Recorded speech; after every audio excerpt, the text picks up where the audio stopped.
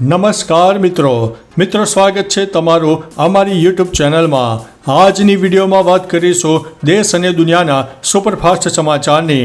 સૌપ્રથમ વાત કરીએ તો હિટ એન્ડ રનના કેસમાં કાર ચાલકે ભિક્ષુકનો જીવ લીધો છે।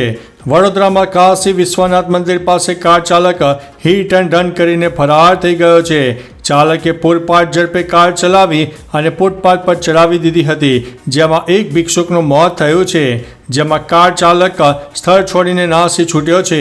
જણાવી દઈએ કે આ કાર અમદાવાદ પાસિંગની હોવાનું સામે આવ્યું છે, જેમાં પોલીસે હિટ એન્ડ રનનો ગુનો નોંધીને આગળની કાર્યવાહી હાથ ધરી છે।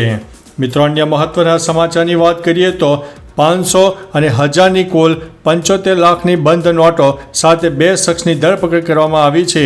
ભારત સરકારે નવેમ્બર 2016માં જૂની ₹500 અને 1000ની ચલણી નોટો રદ કરી હતી અને આ નોટોના સંગ્રહ પર પણ પ્રતિબંધ લાદ્યો હતો। જો કે આ નોટોને લેવડ દેવડની બાબતમાં વડગામ તાલુકાના ધનાલી ગામે LCBએ રેડ પાડીને મોબાઈલ અને કાર મળીને 75 લાખનો મુદ્દામાલ કબજે કર્યો છે, જેમાં આરોપી અશરફ દાઉદ અને સાદિક ઇદ્રીસની ધરપકડ કરવામાં આવી છે। મિત્રો, અન્ય મહત્વના સમાચારની વાત કરીએ તો અમેરિકામાં થયો છે ગોળીબાર, 4 લોકોના થયા છે મોત। અમેરિકાના કેટકીમાં શનિવારે એક ઘરમાં થયેલા ગોળીબારમાં 4 લોકોના મોત થયા છે અને 3 લોકો ગંભીર રીતે ઘાયલ થયા છે। પોલીસે જણાવ્યું હતું કે ગોળી ચલાવનાર શંકાસ્પદ પાછળથી તેના ઘરેથી ભાગી જતા માર્યો ગયો હતો।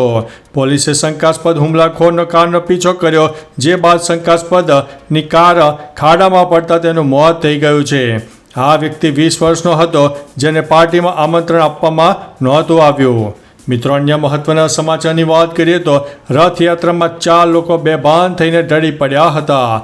અમદાવાદમાં 147મી રથયાત્રા શાંતિપૂર્ણ માહોલ વચ્ચે આગળ વધી રહી છે। રસ્તાઓ પર ભગવાનના દર્શન કરવા માટે ભક્તોની ભારે ભીડ જોવા મળી રહી છે, ત્યારે કાલુપુર પાસે ભારે ભીડ અને ગૂંગળામણને કારણે 4 લોકો બેભાન થઈ ગયાના સમાચાર સામે આવી રહ્યા છે। આ લોકોને તાત્કાલિક 108 એમ્બ્યુલન્સ મારફતે સારવાર માટે હોસ્પિટલ ખસેડવામાં આવ્યા હતા। તો ચાલો મિત્રો, ફરીથી દેશ અને દુનિયાના સુપરફાસ્ટ સમાચાર લઈને મળતા રહીશો। ત્યાં સુધી અમને રજા આપશો। નમસ્તે।